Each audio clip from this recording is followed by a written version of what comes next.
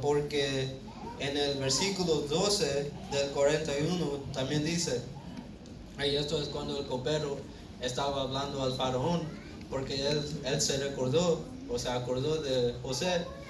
Sí. Usted léalo, pastor, usted, el versículo 12, por favor. Dice, y allí con nosotros había un joven hebreo, esclavo del capitán de la guardia. Le contábamos nuestros sueños y cada uno de nosotros, y cada uno los interpretó el sueño. Un joven hebreo. Entonces, por esto podemos notar que cuando la Biblia menciona a un muchacho o a un joven, ya son adultos, ¿no? Para nosotros no, porque para nosotros un joven o un muchacho es un niño o un adolescente.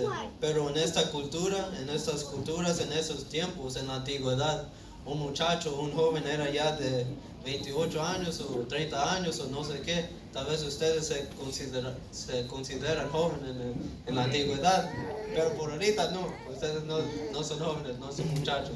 Pero en estos tiempos sí. El copero llama a José un joven, pero ya tenía 28 años, ya era adulto José. Entonces, cuando nosotros aplicamos esto a la historia de Segunda de Reyes, nosotros nos damos cuenta que esos muchachos no eran niños, esos muchachos ya eran adultos. Pero a eso aclaro un poquito de la historia, ¿verdad? Porque nosotros ya sabemos que Dios no mató a algunos niños inocentes, ¿verdad? Mandó a matar a algunos hombres que se estaban burlando de su profeta. Pero todavía eso no aclara lo que acerca del acto de que Dios hizo, ¿verdad? Porque todavía está la pregunta, ok, fueron hombres, pero como quieras, mandó a despedazar a estos hombres solamente por burlarse de Eliseo, ¿verdad? Entonces eso también se suena raro, porque Dios, no que Dios es misericordioso, no que Él perdona, no que Él es un Dios amoroso, ¿verdad? Pero aquí todavía vemos, aunque fueron hombres, que Él todavía mandó a matar a estos hombres. Pero entonces aquí ya no podemos usar la Biblia para entender la historia, sino necesitamos aprender o estudiar un poco de la historia para aprender más acerca de lo que realmente lo que pasó en esta historia. Bueno, por los que no saben, en la cultura de ese tiempo, los hombres y la gente usaban la altura para representar algo sagrado, algo santo. Cuando ellos decían un lugar alto, eso significaba un lugar santo. Cuando ellos decían un lugar bajo, entonces eso significaba un lugar que no era tan santo, un lugar pecaminoso, ¿verdad? Entonces, porque para ellos la altura era, se iba junto con cuán santo era un lugar o algo, ¿verdad? Entonces, esa frase sube calvo, sube, no solamente era una burla contra Eliseo. Cuando nosotros analizamos esa frase, entonces nosotros notamos que eso significa que ellos estaban diciendo a Eliseo, cuando ellos dijeron suba, que ellos estaban diciendo nuestro lugar, nuestra ciudad, nuestra casa es más santo, más santo que el lugar donde tú vas, ¿verdad? Porque la altura, ellos decían suba, entonces eso significaba que ellos pensaban que su lugar era más santo de donde quiera que iba Eliseo. Entonces ya no es una burla contra Eliseo, es un desafío teológico a Dios, porque estaban desafiando a Dios, no solamente a Eliseo, porque decían, Dios, no me importa que es tu profeta, nuestro lugar es más santo y va a ser más santo que cualquier lugar donde tú mandas a tu profeta. Entonces ya la historia se va aclarando más que que los hombres estaban burlándose de Eliseo también, ¿verdad? Pero también se estaban burlando de Dios mismo. porque estaban desafiando a él por medio de su profeta. Entonces la Biblia, la historia se aclara muy bien en este pasaje, porque ya vemos una historia diferente. En vez de mirar a un Dios enojón, a un Dios lleno de ira, nosotros ya vemos a un Dios que la verdad no toma un desafío a Él como algo que muy sencillo que se puede ignorar, ¿verdad? Pero vamos a aclarar la historia más aún de lo que parece. La Biblia dice que ¿cuántos muchachos murieron?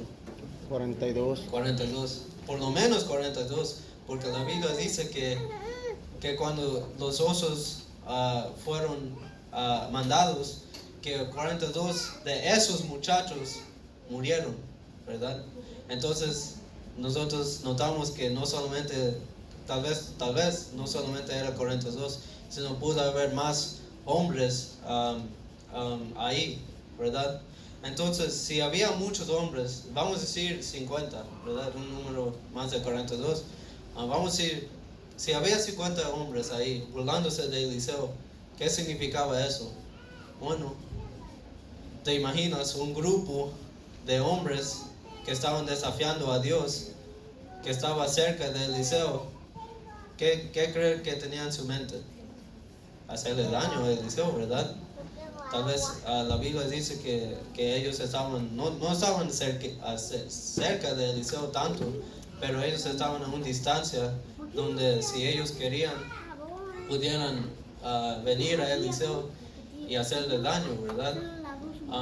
Entonces aquí ya vemos una historia diferente otra vez, que Eliseo estaba caminando y había un grupo de hombres que querían hacerle daño a Eliseo.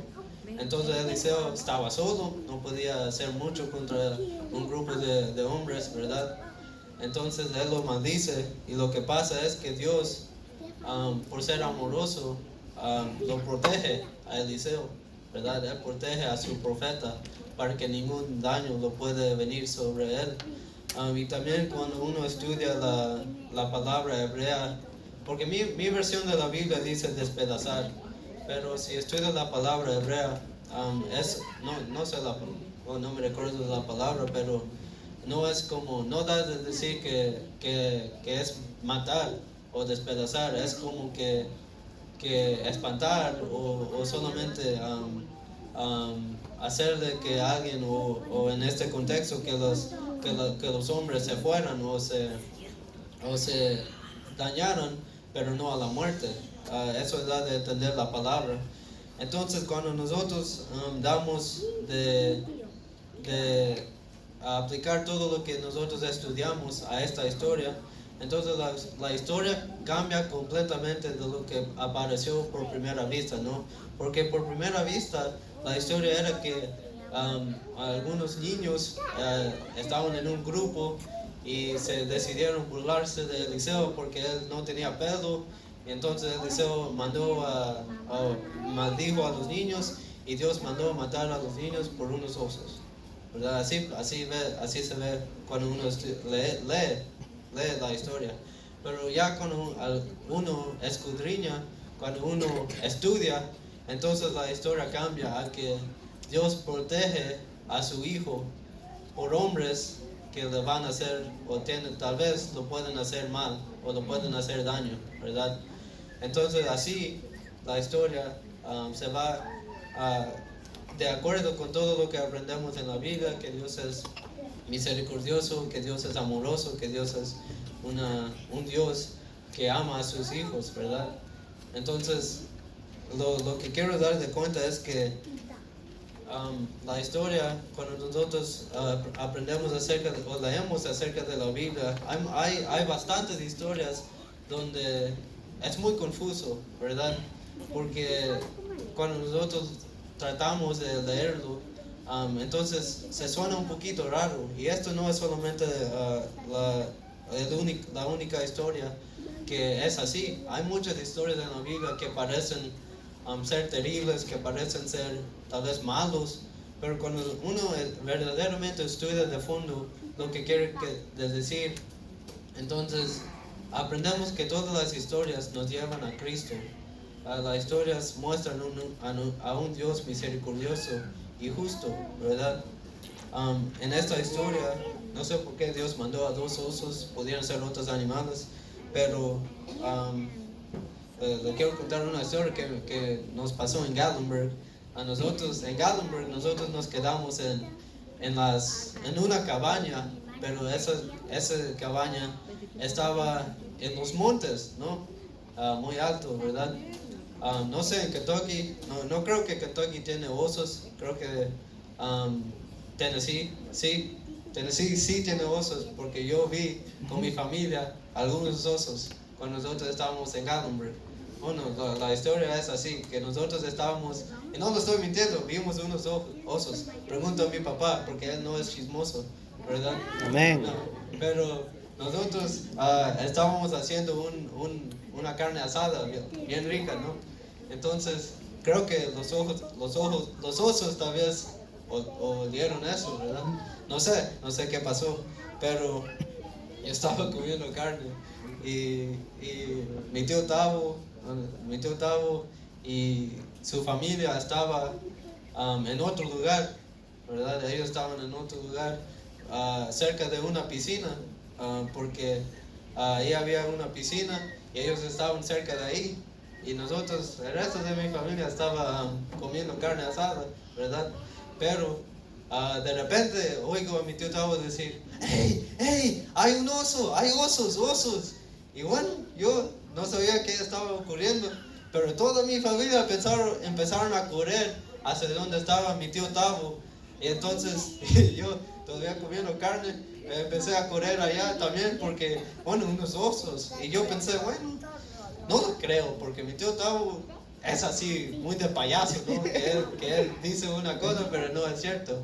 Pero bueno, a ver qué pasa, porque toda mi familia estaba corriendo hacia allá.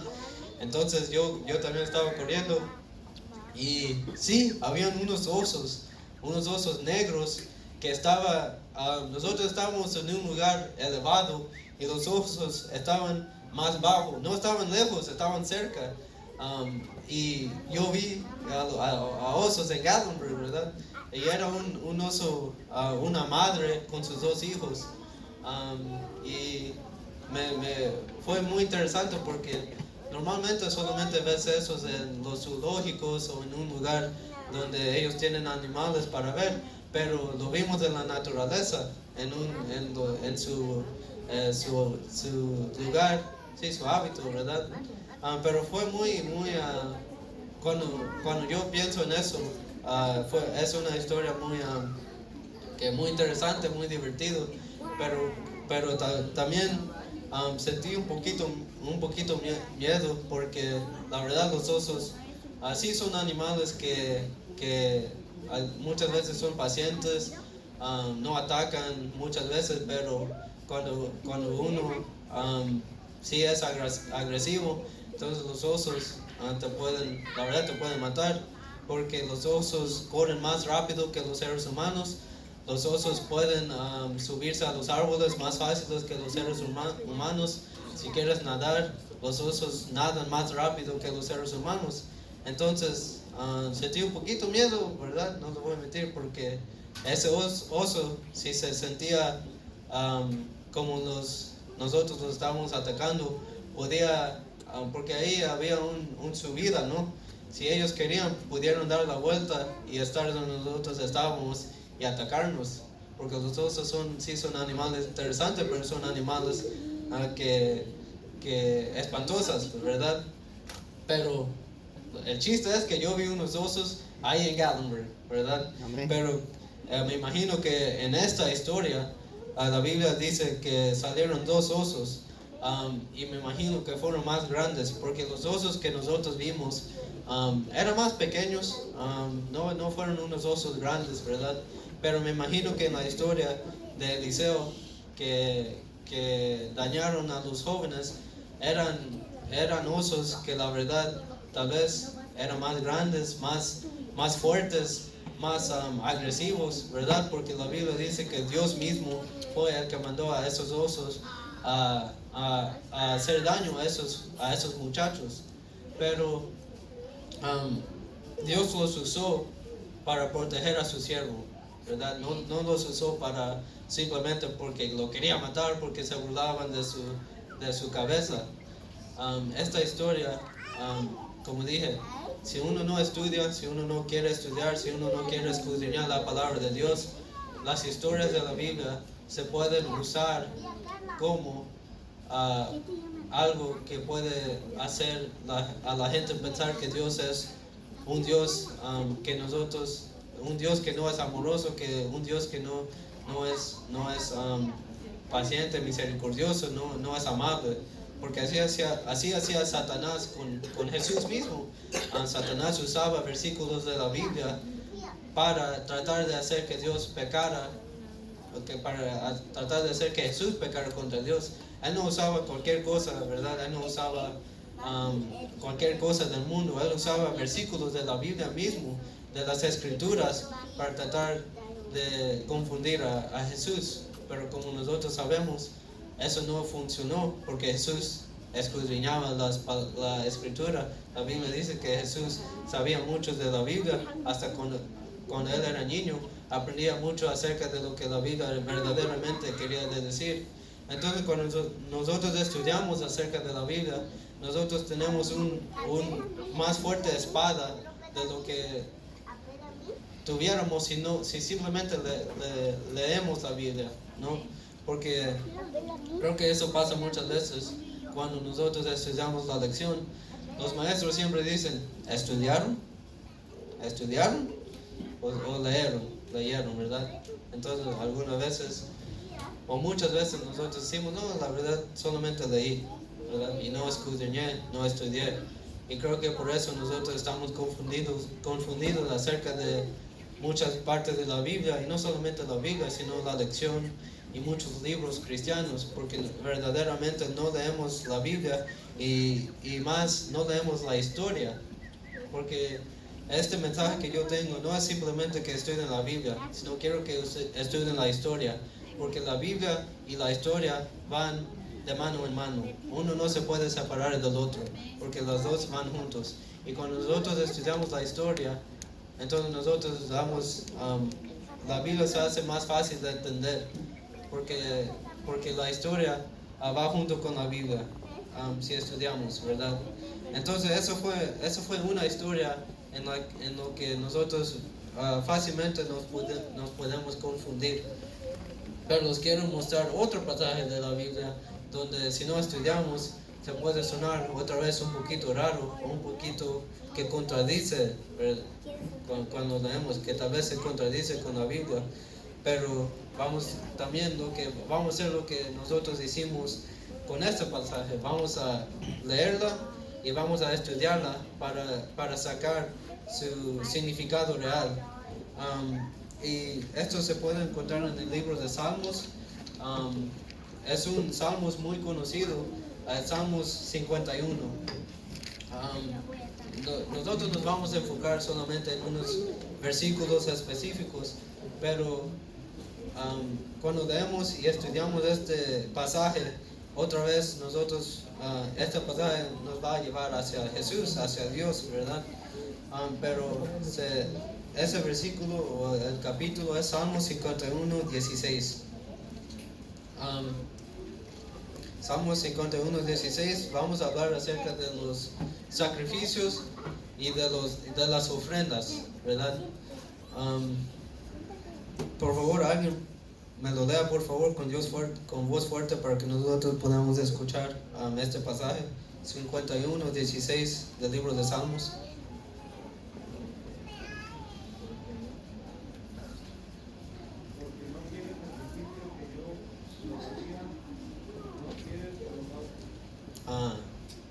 ¿Por qué dice aquí? No quiere sacrificio Dios, no quiere holocausto Dios. Si cuando nosotros estudiamos la Biblia, más específicamente la Biblia o el Antiguo Testamento, nosotros vemos que Dios pide sacrificio, que Dios pide ofrendas, ¿verdad? Muchas veces, no solamente una vez, dos veces, sino Él siempre pide o muchas veces pido ofrendas o sacrificios para perdonar pecados, para ser agradecido, ¿verdad? Pero aquí dice, y el mismo David lo está diciendo, porque este salmo fue escrito por David. David mismo, que la Biblia dice que tuvo corazón como Dios, dice, no quiere sacrificio y no quiere holocausto. Entonces, ¿qué está pasando aquí en este pasaje? ¿Verdaderamente Dios no quiere sacrificio, no quiere holocaustos? ¿O qué pasa? ¿Verdad? Cuando nosotros no estudiamos, cuando nosotros no escudriñamos, entonces este versículo se puede sonar que contradice la Biblia, porque en los libros pentateucos hay listas de pecados que tienen su sacrificio, de cosas que tienen su sacrificio. Si hiciste eso, entonces debes de sacrificar esto, ¿verdad? Pero aquí dice que Dios no quiere sacrificios, que Dios no quiere holocaustos, ¿verdad? Se suena un poquito raro, pero otra vez, nosotros lo leímos, pero ahora lo vamos a estudiar. El contexto, ¿alguien sabe el contexto de este Salmos? ¿Samuel? Sí, vas por ahí. Aquí no dice algo arriba. A mí nos dice así, que hay algo. Arrepentimiento y plegaria. Sí, entonces no hay algo, otra información Pidiendo más. purificación. Pero no dice algo. Uno que tiene mi Biblia, Conquistador, ¿qué dice arriba?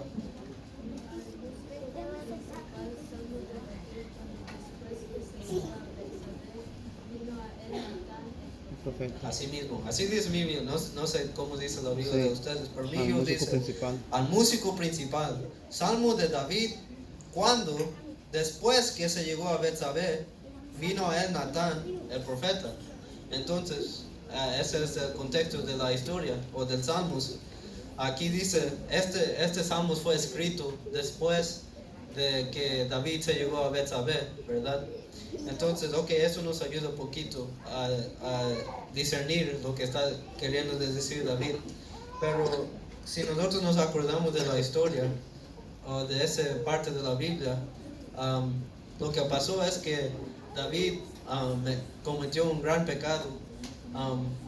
Sí, exactamente, está ahí en el libro de 2 de Samuel, pero nosotros no lo vamos a leer, pero nada más quiero darles la historia para que si ustedes lo quieren estudiar en su propio tiempo, lo pueden hacer.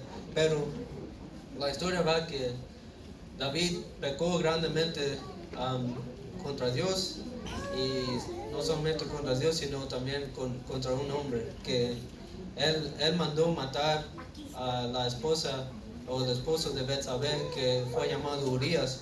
Urias estaba en la guerra, pero David no mismo lo mató con su propia espada, sino él hizo que Urias muriera. Entonces él es culpable de homicidio, ¿verdad? Y entonces David se llegó a Betsabé y lo tomó como mujer. Pero aquí dice que ocurrió después que vino Natán para hablar y amonestar a David por el mal que había hecho. Entonces Natán dijo que no, la verdad lo que tú hiciste es mal, todos saben que lo que hiciste es mal, es un pecado, es un gran pecado contra Dios, ¿verdad? Entonces, si recuerdan la historia, David se arrepintió de lo que había hecho, grandemente. Él estaba muy triste, él echó cenizas sobre su cabeza, rasgó sus vestidos, y se arrepintió de lo que había hecho. Entonces en ese momento fue donde escribió este Salmo 51, porque cuando ustedes leen lo que dice arriba, dice arrepentimiento y plegaria pidiendo purificación. Entonces, ¿por qué David dice no quiere sacrificio, no quiere holocausto? Bueno, si ustedes recuerdan, según la ley antigua, si usted cometía un pecado, había un sacrificio para él o ella, ¿verdad? Por ejemplo, si usted, vamos a decir, si usted maldice, o vamos a decir que tú mientes a alguien, ¿verdad? Entonces la Biblia o el Antiguo Testamento dice, si tú mientes o si tú hablas falso testimonio contra tu prójimo, este es el sacrificio que debes de hacer a Dios para que Dios pueda perdonar ese pecado. Pero la razón por la cual David dice no quieres sacrificio, no quieres holocausto, es porque no había sacrificio, no había ofrenda para el homicidio, ¿verdad? Con la segunda ley en ese tiempo. Porque David sabía que él había matado a un hombre, aunque él no lo hizo por su propia mano. Él era culpable de la muerte de un hombre.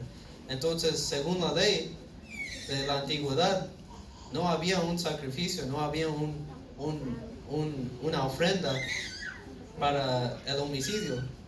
Por eso David dice, no vas a aceptar una ofrenda, no vas a aceptar un sacrificio.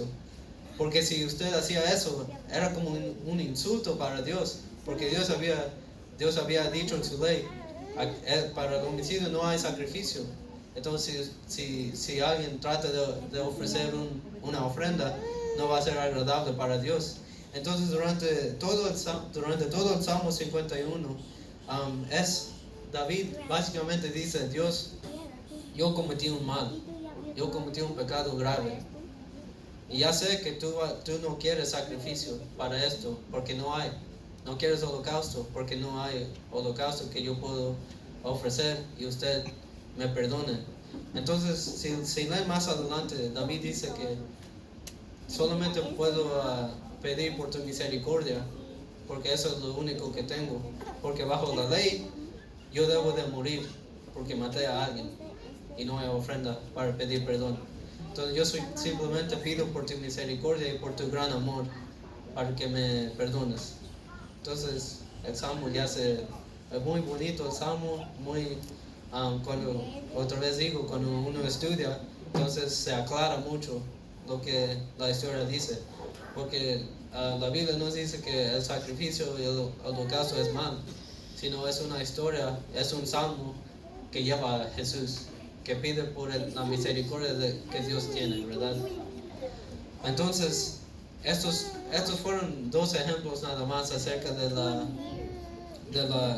muchos pasajes de la Biblia que se suena un poquito raro, un poquito difícil tal vez de entender, pero con estudiar la historia y con estudiar la Biblia, nosotros pudimos discernir lo que realmente fue lo que la Biblia dice acerca de esto, ¿verdad? Y yo sé que, como dije,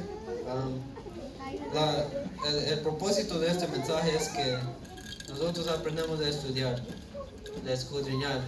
Porque yo sé que muchos de nosotros no nos gusta, yo sé, toma tiempo, toma energía, toma poder de tu cerebro para estudiar. Y ya sé que no es fácil muchas veces, ¿verdad? Porque si nosotros no hubiéramos estudiado estas dos historias, entonces estuviéramos muy confundidos acerca de lo que realmente quiere decir, ¿verdad? Porque cuando nosotros, tal vez si no hubiéramos estudiado estas dos historias, tal vez en el futuro ustedes lo hubieran leído y hubieran preguntado al hermano Joel, hermano Joel, ¿qué significa esto? ¿Verdad? Y hubieran tenido su respuesta.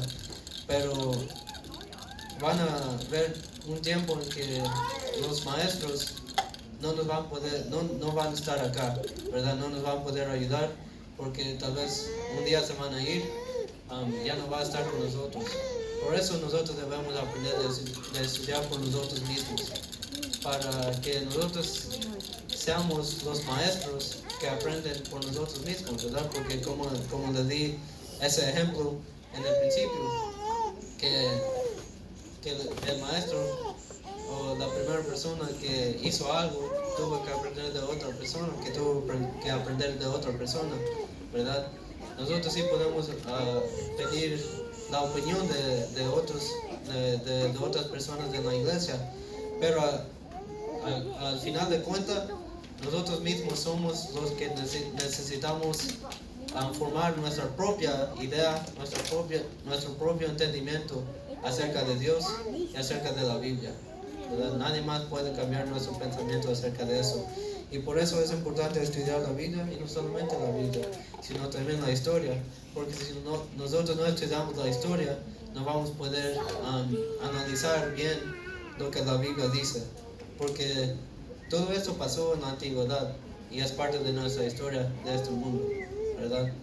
Entonces, ya sé que muchas veces nosotros dependemos de la opinión de los demás. Y eso está bien, pedir ayuda, pero nosotros no podemos estar satisfechos con eso.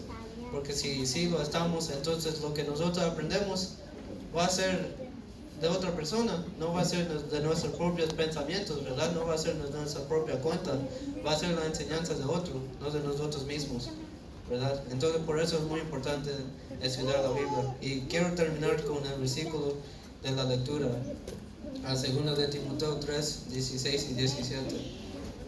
Quiero que alguien con voz fuerte que estudia la Biblia, por favor, léeme esos dos versículos. 2 de Timoteo 3, 16 y 17, que es uno de los versículos que hablan acerca de las escrituras de la Biblia. Por favor, si alguien lo tenga, por favor, lémela, o si no, está aquí. Toda la escritura es inspirada por Dios y útil para enseñar, para redarguir, para corregir, para instruir en justicia, a fin de que el hombre de Dios sea perfecto, enteramente preparado para toda buena obra. Amén.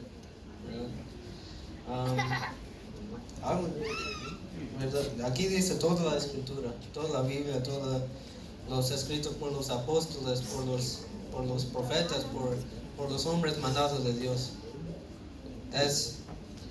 Básicamente es bueno, todo es bueno. Entonces es nuestro trabajo de escudriñarla, ¿verdad?